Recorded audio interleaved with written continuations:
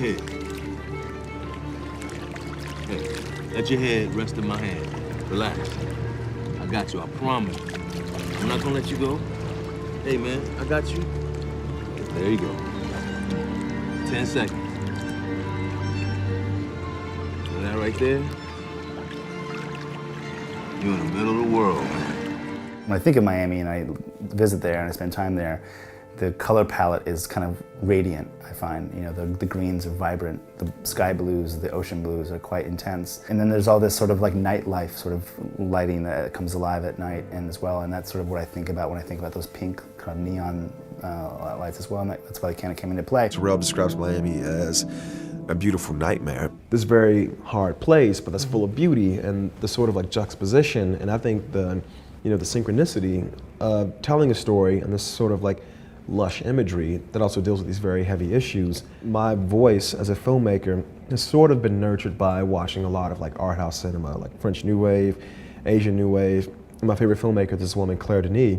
James Laxton, the cinematographer, and I, we said from the very beginning, we're dealing with sort of heavy subject matter, and we wanted to make a very immersive film. We also wanted to have the imagery to spring forth from Miami. So I think we talked about the idea occasionally in pre-production that the characters may look directly in the lens. And I think the first time that we did it on set was in Story 2 when Naomi looks directly into the lens and says, "I'm your mama." And I think for all of us around it, and especially for Barry, because this is so personal to him, that just had such a deep emotional impact on us. Rather than allowing the audience to remain outside the film, we placed the camera between actors. We want to make the audience an active participant. There's another light map for giving them a little bit of a key light and also like an eye light.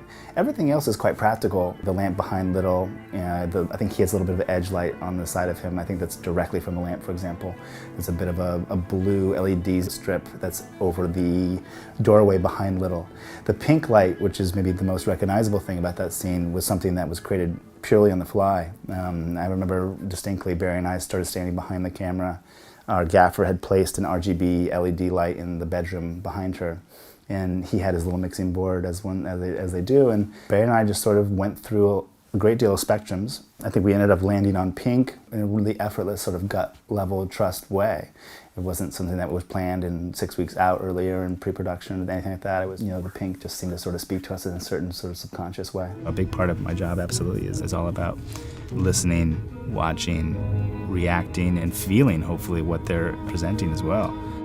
The way the camera moves, how wide or tight or what lens choices you're doing, all of those speak to emotion. They speak to tone, they speak to emotion, and then perspective comes from where you place the camera and how you're moving it, how quickly or slowly, or how you're following or leading someone. These things all speak to perspective. Growing up in Miami, the ocean has this sort of, it has this charge, this energy, it's something you can always feel. Sometimes you can even smell it, despite the fact that it might be 2 miles away.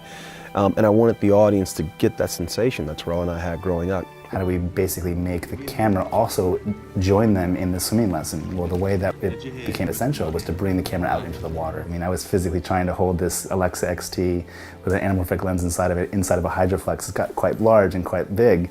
And, as I struggled with the tides and I struggled with the waves coming in and crashing over the optical front, so was this character Little. This scene generally, it's funny, the light in the scene is actually pretty natural. All those lamps you see that are on, that's giving us 90% of what I was up to in there. The sort of amber color of the shades that you see practically in the scene, giving that warm hue that we sort of see cast on our faces. And then in addition to that, we're lighting via these like light mats, these LED lights, right, that are very popular these days. And that gave us this sort of low profileness, and see that little softness to his face and that gradation.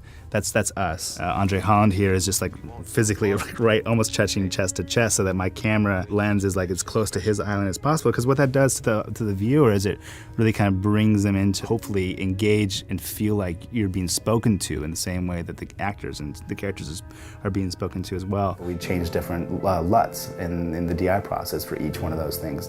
And the first LUT was a Fuji LUT, the second LUT was an Agfa LUT, and the third was a Kodak LUT, for example. We colored within those LUTs in a very similar fashion, but I think beginning with that LUT shift. I think that was a subtle way we could sort of delineate each chapter in a specific way. That end shot in the movie is a powerful one, in my opinion anyway, and one that I still sort of resonates with me as I think about it in this very moment. You know, I think that the beauty of making this film was the cast, the crew, all these elements come together, you know, to capture what the world's presenting us.